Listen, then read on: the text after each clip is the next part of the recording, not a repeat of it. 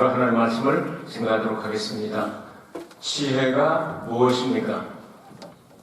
동양에서는 한자를 사용하는 사람들은, 특별히 일본에서는 은혜를 아는 것, 그렇게 쓰죠.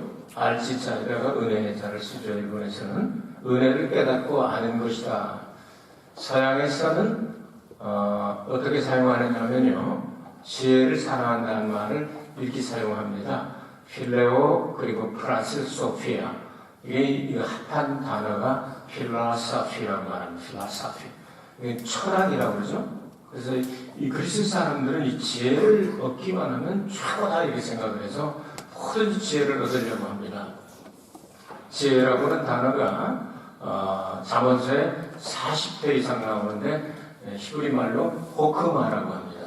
그리고 헬라 말로는 소피아라고 말하는데, 성경은 지혜를 어떻게 이야기하고 있는가를 오늘 듣기를 원합니다.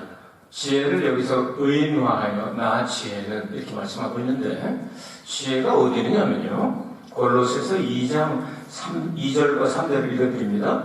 이는 저희로 마음의 위안을 받고 사랑 안에서 연합하여 원만한 이의 모든 부요에 이르러 하나님의 비밀인 그리스도를 깨닫게 하려 함이라. 그 안에는 지혜와 지식의 모든 보화가 감추어 있느니라. 아멘. 지혜가 어디에 감추어 있다고요? 예수님 안에 감추어 있습니다. 그러면 이 지혜를 얻으려면 어떻게 하면 되겠습니까? 야고보서 1장 5절 읽어드립니다. 너희 중에 누구든지 지혜가 부족하거든 모든 사람에게 후히 주시고 꾸짖지 아니하시는 하나님께 구하라. 그리하면 주시리라. 아멘. 아멘. 아멘. 그 지혜는 감춰져 있고 지혜는 구해야 얻을 수 있다. 이렇게 말씀하시면서 오늘 설교 제목도 그 지혜를 사랑하는 자 그리고 찾는 자 이렇게 제목을 붙여봤습니다. 여러분, 우리가 지혜를 유태인 사상에서는, 유태 사람들은 하나님 위대하시고 연약하기 때문에 인간의 연약함을 깨닫는 것을, 작은 것을 깨닫는 것을 지혜라고 얘기를 합니다. 여러분, 태양이 여러분 안 계시다고 안 뜨겠습니까? 달이 여러분 안 계시다고 뜨고지고 안 하겠습니까? 지구가 움직여지는 게 다 사실 우리 없어도 다 할 수 있거든요. 그런데 내가 아니면 안 된다고 생각 때문에 사람이 커지려고 하는데, 그래서 일본 사람들은 아주 더러운 냄새 나는, 똥 냄새 나는 것을 이 취라고 하는데요. 이 취자, 냄새 취자를 한자로 만들 때 스스로 자자 밑에다가 큰 대자를 썼습니다. 자기 자신을 크게 생각하고 스스로 교만하게 생각하면 똥 냄새 난다 그 말이죠. 우리 이 지혜라고 하는 것은 이렇게 깨닫게 되면은요, 자기 자신이 제일 작은 사실, 내가 아무것도 알지 못하고 내가 제일 연약하다는 깨닫는 것이 바로 지혜라고 유대인들이 속담에 그렇게 기록이 되어 있습니다. 자, 우리가 이 지혜를 그러면 얻으려면 어떻게 하겠습니까? 오늘 성경 말씀에서는 나 지혜는 하고 말씀하는데, 이 지혜는 성령이시며 또 지금 성경 말씀 전체적으로 보면 예수님이시며 하나님의 말씀인 것을 우리에게 가르치고 있죠. 자, 그러면 이 지혜를 우리가 어떻게 사랑하고 어떻게 찾으면 되겠습니까? 지혜의 주소가 12절에 나왔습니다. 나 지혜는 명철로 주소를 삼으며 지식과 근신을 찾아 얻나니, 이렇게 했습니다. 이 명철이라는 단어는 여기는 understanding이 아니고 discretion이라는 단어입니다. 분별한다, 판단력이 있다. 하나님의 지혜의 이 주소는 어디냐면 동물도 식물도 각각 자기 주소가 있습니다. 들고양이조차도 자기 주소가 있습니다. 이 고양이도 꼭 작은 데서 잡니다. 한 놈은 교회에 이 자동차 밑에서 꼭 잡니다. 그래서 지나가면 얼른 편하고, 그게 자기 집이라고 생각하면, 왜냐면 가려워주니까. 야생동물도 자기들 집이 있습니다. 이 주소가 있단 말이죠. 그러니까 지혜의 주소는 어디냐면 명철이다 이렇게 말씀하고 있습니다. 그래서 하나님께서 지혜를 주시면 바로 올바른 판단을 하고 올바른 분별을 할 수 있다, 이런 내용이죠. 가장 거창한 지식이 뭘까요? 예수께서 우리의 대속제물이 되셔 우리를 위하여 십자가 달려 죽으시고 부활하시고 우리의 구세주가 되셨다는 이 사실보다 더 좋은 소식은 없을 것입니다.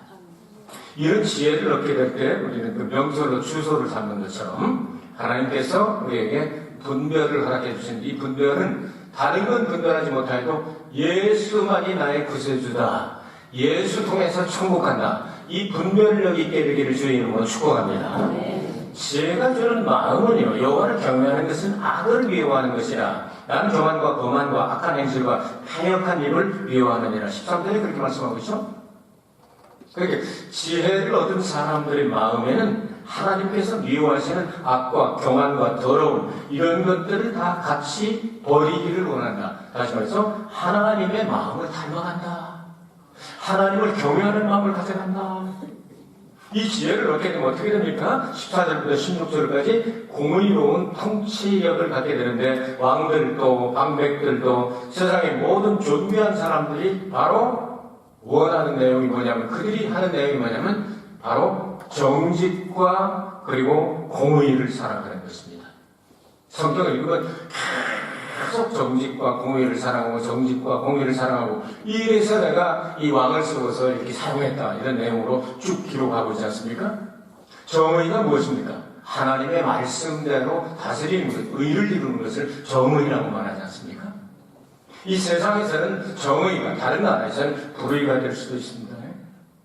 이 나라의 정의가 다른 나라에서는 불의가 될 수가 있는 거예요. 그렇잖아요? 여러분 뭐 예를 들지 않아도 잘 알지 않겠습니까? 독립을 위해서 싸워서 의사가 되는데 그 다스리는 나라에서는 여러분이 반역자가 돼서 죽이고 그러지 않습니까? 이게 세상 것은 그렇습니다. 근데 하나님의 말씀을 이루어서 하나님 말씀대로 다스리는 것이 정의다 이렇게 말씀하고 있어요. 이 정의가 이루어지지 않도록 배후에서 역사하는 검은 세력이 누구겠습니까? 원수마귀죠. 흑암의 세력이죠. 악마죠. 이것들은 어떻게 하든지 안 되게 하려고 노력을 합니다. 그러니까 하나님께서는 하나님의 말씀대로 다스려지기를 원한다. 이 지혜를 얻게 되면 그렇게 된다. 지혜는 어디서 얻느냐 하는 내용을 말씀을 드렸습니다. 두 번째, 지혜를 사랑하는 자에 대해서 17절 이렇게 말씀합니다. 나를 사랑하는 자들이 나의 사랑을 입으며 나를 간절히 찾는 자가 나를 만날 것이니라. 나를 사랑하는 자가 나의 사랑을 입는다. I love those who love me. 그렇게 말합니다. 나를 사랑하는 자는 나도 사랑한다. 자, 주를 사랑하는 자, 주 하나님을 사랑하는 자가 그의 사랑을 입을 수 있다. 하나님 말씀을 요약하면, 구약성경 요약하면 하나님을 사랑하고 이웃을 사랑하라. 이렇게 요약이 되어 있죠.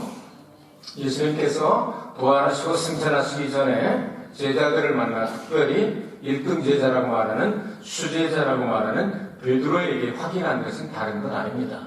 베드로에게 할 말씀이 얼마나 많았겠습니까? 봐라, 내가 말한 대로 너 3번이나 부인하고 저주하고 맹세하고 쓰러졌지? 내 맘대로 됐지? 이것도 예수님께서 그 베드로에게 하고 싶은 말씀이 많이 있었을 거예요. 그런데 아무것도 못했잖아요. 네가 나를 사랑하느냐? 이거 한 가지 묻잖아요.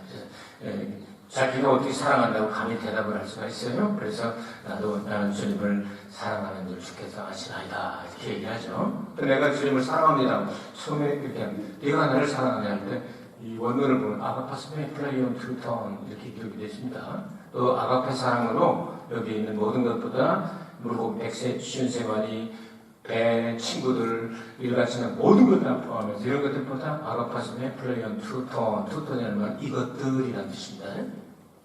그런데 베드로가 어떻게 대답했어요? 그럽니다 하고 자기 대답할 수 있는 그런 자격이 없잖아요. 그래서 조그맣게 필로세 이렇게 대답을 했어요. 필로라는 필로 우정을 가지고 당신을 사랑할 수 있을 것 같습니다 하는 내용이에요. 아가페 사랑을 못하잖아요. 두 번째도 예수님 질문하실 때 똑같은 대답은, 세 번째는 예수님께서 세 번째는 필레이스메 그렇게 질문합니다. 우정으로 나를 사랑할 수 세 번째요. 세 번째 나를 사랑하느냐 필레이스메. 네가 나를 정말로 친구의 우정을 가지고 끝까지 나를 사랑할 수 있느냐? 그럴 때 대답 못하고 그러죠. 내가 주를 사랑하는 줄 주께서 아시나이다. 이거 참 좋은 대답입니다. 여러분 입장 고르려면 그렇게 대답하시기 바랍니다. 내가 주를 사랑하는 줄 주께서 아시나이다. 뻔히 입장 알고 내 마음 하시면서 왜 새 입장 거북하게 만드십니까? 그거 해도 좋다. 내 양을 치라. 사랑 하나를 확인하셨습니다. 여러분 성경 전체를 요약하면, 구약과 신약을 요약하면 하나님을 사랑하고 내 이웃을 네 몸같이 사랑하라 하는 내용. 금년도 우리 교회 성구처럼 예수님 내가 너희를 사랑한 것 같이 너희가 서로 사랑하라. 이것으로 요약이 될 겁니다. 바로 이렇게 사랑하라는 겁니다. 이렇게 할 수 있도록 지혜를 찾고 사랑하고 그렇게 하라. 간절히라고 하는 단어가 나오죠. 간절히 찾는 자가 만나게 될 것이다. 찾게 될 것이다. 이렇게 말씀하죠. 간절히 찾는 자가 나를 만날 것입니다. 간절히라고 하는 이 말씀은요, 히브리어로는 새벽에 혹은 일찍이 이렇게 번역할 수 있는 단어입니다.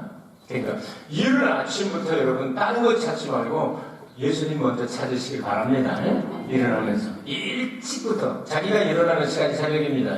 직업에 따라서 밤에 일하고 낮에 자는 사람 있을 수 있잖아요. 자기가 일어나는 시간이 새벽입니다. 그러니까 여러분이 깨어나는 그 순간 예수님부터 찾으시기를 주의 이름으로 축복합니다. 그러니까 하나님께서는 때때로 숨어 계시죠. 그래서 이사야는 45장에서 이렇게 얘기합니다. 15절에서 구원자 이스라엘 하나님은 진실로 주는 스스로 숨어 계시는 하나님이십니다. 간절히 찾고 찾아야 나타난단 말이죠.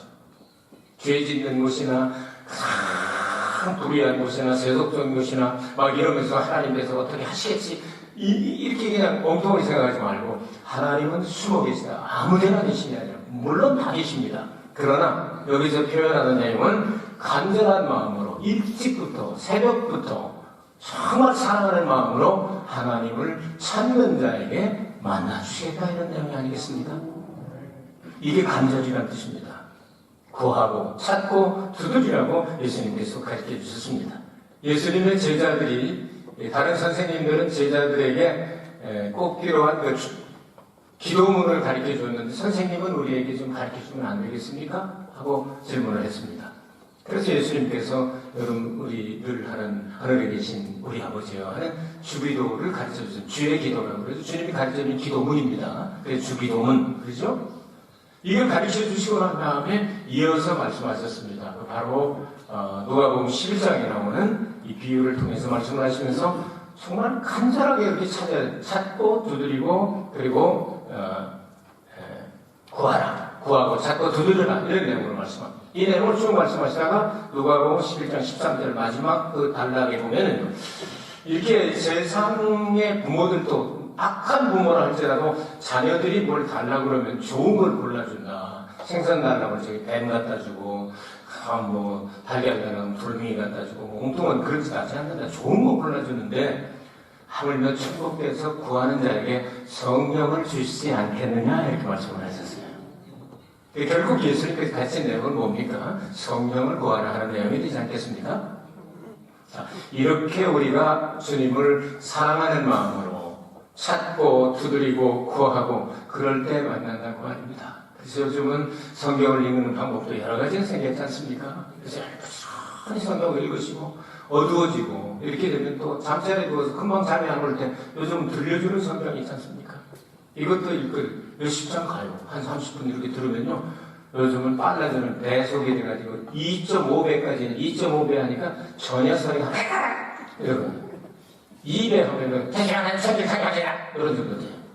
1.5배 태생 하나님이 천지를 창조하시라 이 정도 알아들 수 있잖아요. 그럼 1.5배 하니까 제 귀에는 괜찮아요. 그리고 성경 내용을 잘하는 부분 2배 해도 그런 대로 조금 들리는데요. 1.5배쯤 해놓고 나면요. 한 30분 오면요. 한 50장 갑니다.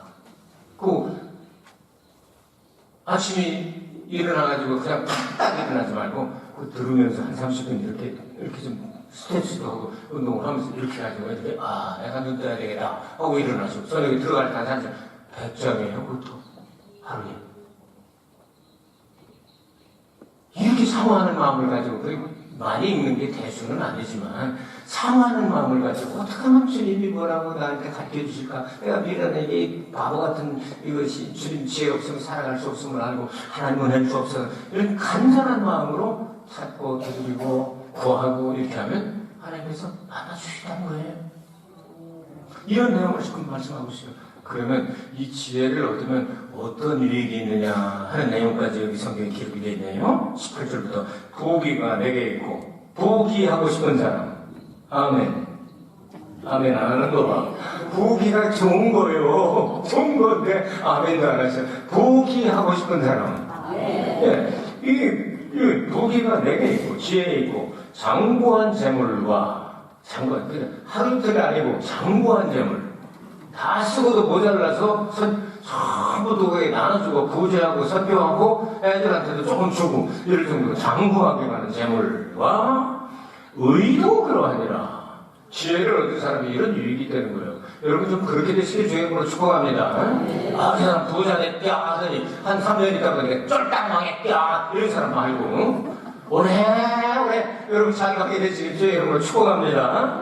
19절에 내 열매는 금이나 정금보다 나으며 내 소득은 천은보다 나으니라. 아이고 그럼 금보다 은보다 나니까 다이아몬드인가? 이렇게 생각하지 마시고 최고의 것을 하나님께 주시기를 원하신다 그 말씀이에요.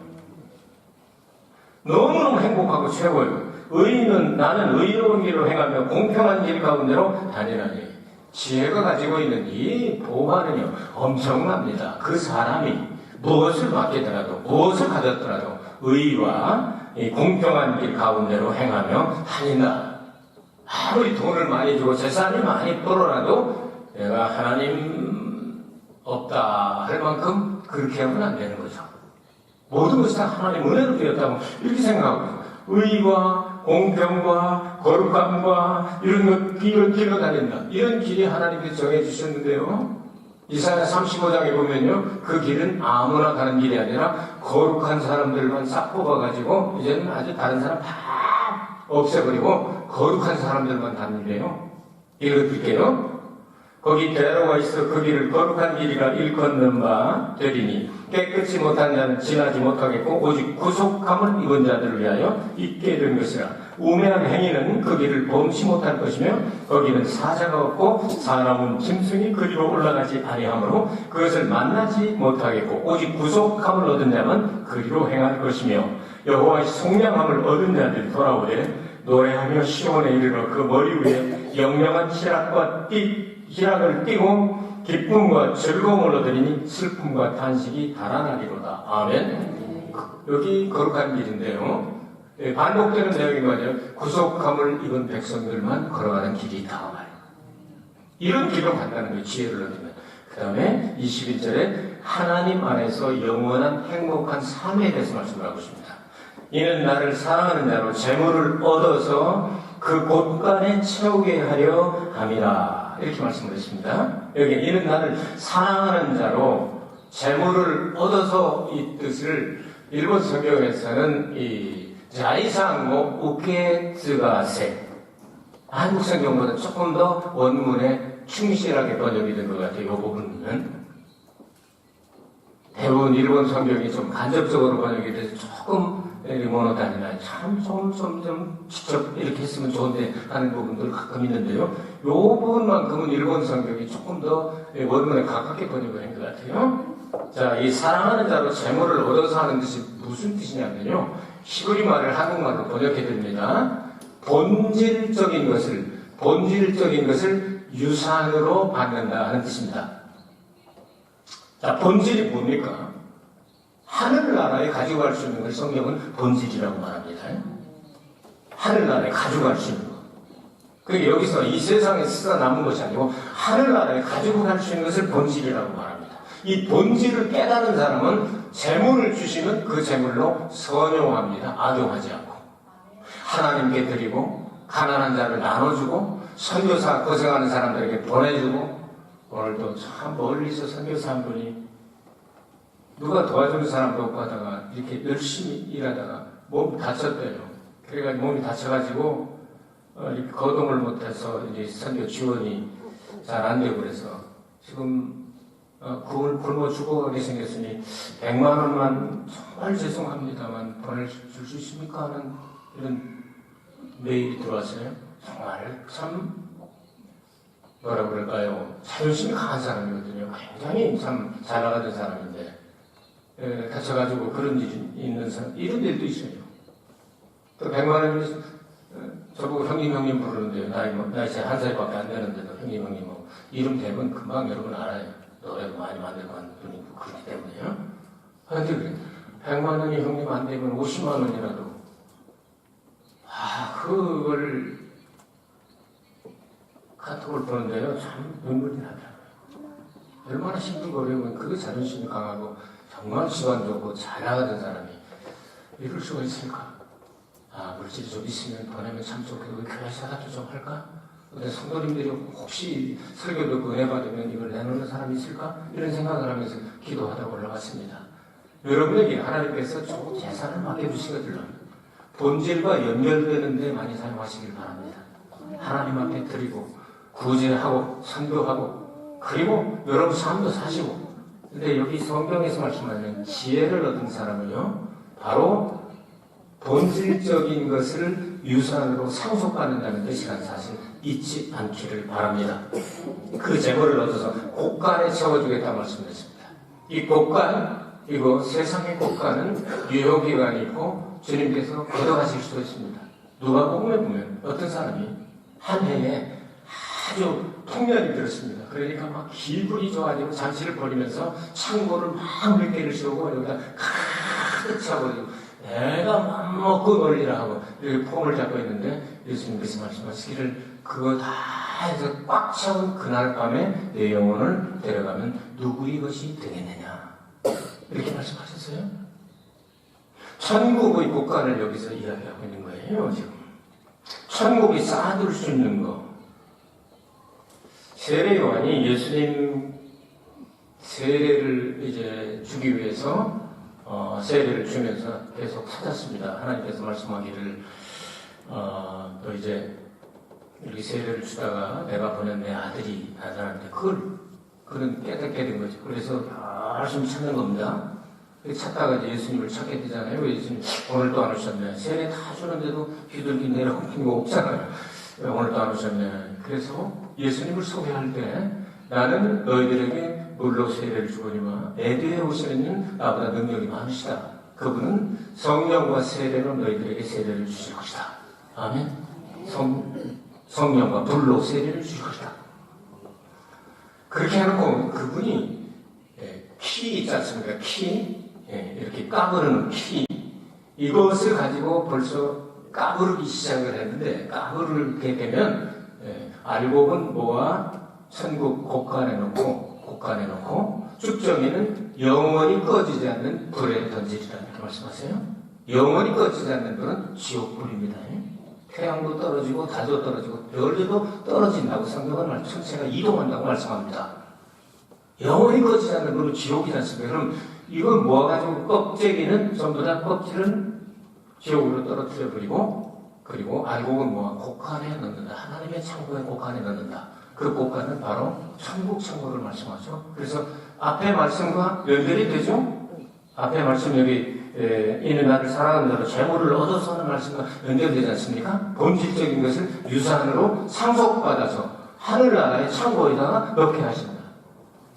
여러분 세상의 창고도 있긴 있어요. 그거 있어야 구제도 하고 헌금도 하고 또 교육도 시키고 또 여러분 하시고 싶은 일도 하고 하지 않습니까? 근데 그거는 일시적인 것이란 말이죠. 영원하지 않다고 하시죠. 그래서 여러분께서 이 냉장고를 보시면은 이렇게 바쁘고 어떡하다 보면 잘 정리 안 하는 사람들은요, 그러면 3년 전 것도 있어요. 안 그래요? 보면 이게 2019년이 2016년이네. 이런 게 있을 수 있어요. 여기 보면은요, 그 기간이 바로 그 쇼미 기간이라고, 상미 기간이라고 그러잖아요. 제일 맛있게 먹을 수 있는 기간, 상미 기간이라고 합니다. 그래서 한 이틀 지나도 낫또 같은 거 저는 그냥 먹습니다. 아까워서. 오늘까지인데 내일 모레까지 모르고 있다가 어디 갔다 오고 그러면요, 그리고 조금 지난 수도 있어요. 그냥 먹는 거예요. 조금 먹어도 금방 죽고 그러잖아요. 안 죽잖아요. 근데 되도록이면 이제 쇼미 기간 안에서 잡수는 게 좋죠. 근데 어떤 때는 그걸 확인을 안 하고 이제 우유 같은 거 이제 먹는 사람이 없거든. 그러니까 마시다가 이거 떴는데 한참 마시다 보니까 시커매가지고 썩은 거야. 근데 이거 뱉어내버리고 이게 날짜를 날짜가 지나고 한참 지난 거예요. 그럴 수도 있고는 하지만 말하자면 중요한 내용은 뭐냐면요, 모든 것들이 다 이 기간이 있다고 말이죠. 이 세상의 창고는 기간이 있습니다, 여러분. 이 세상을 떠날 때는 여러분 기간이 끝납니다. 이젠 여러분 것이 아니에요. 세상을 떠나고 나면. 하늘나라 창고는 쇼미 기간, 상미 기간이 없습니다. 영원합니다. 이걸 본질이라고 말합니다. 영원히 변치 않는 것을 본질이라고 말하는 겁니다. 그래서 지혜를 얻은 사람은 아버지와 아들과 성령은 이 지혜 되시는 그 하나님을 우리가 얻게 될 때 얼마나 유익하냐. 세상에서도 승리하고 천국의 창고에도 영원한 창고에도 쌓아놓을 수 있으니까 유익한 것이 아니냐. 이렇게 말씀합니다. 여러분, 하나님께서 여러분을 사랑하셔서 이 땅에 있는 창고도 채워주시길 바랍니다. 그리고 바르게 사용하시길 바라고 특별히 그것을 본질과 연결을 시키는 천국과 연결된 곳에 많이 사용하게 되길 바랍니다. 그러면 천국에 가면 그 연결된 것이 있을 수 있습니다. 하나님께서 우리에게 주시는 음성을 듣고 여러분 그 열매는 금, 정금 모든 것보다 낫다고 말씀했으니 최상의 행복한 삶을 살게 되시길 주의 이름으로 축복합니다. 오늘은 지혜는 그리스도에 있으며 지혜를 얻기 위해서 지혜를 사랑하며 우리가 구하며 찾고 두드리고 성령에 충만하여 이것을 얻어서 유익한 사람이 됐으면 좋겠다는 말씀을 드렸습니다. 순환전을 네 번째 주간을 맞이했는데 한 주간 동안 이 말씀을 묵상하시면서 주님과 동행하시기 바랍니다. 여러분들에게 질문을 3개를 드렸죠? 요거는 꼭 누가 채점 안 해도 꼭 답해 주시기 바랍니다. 지혜의 주소가 어디입니까? 명철이라고 나와 있죠? 지혜는 어떻게 얻을 수가 있습니까? 여러분, 사랑하고 찾고 두드리고 그냥 구하고 그래야 되겠죠? 지혜가 왜 유익합니까? 본질적인 천국과 연결되는 것이기 때문입니다. 그래서 여러분이 이 지혜로 충만하기를 주의 이름으로 축복합니다. 은혜가 풍성하신 아버지 하나님 진심으로 고맙고 감사합니다. 정말 우리는 하잘 것 없고 보잘 것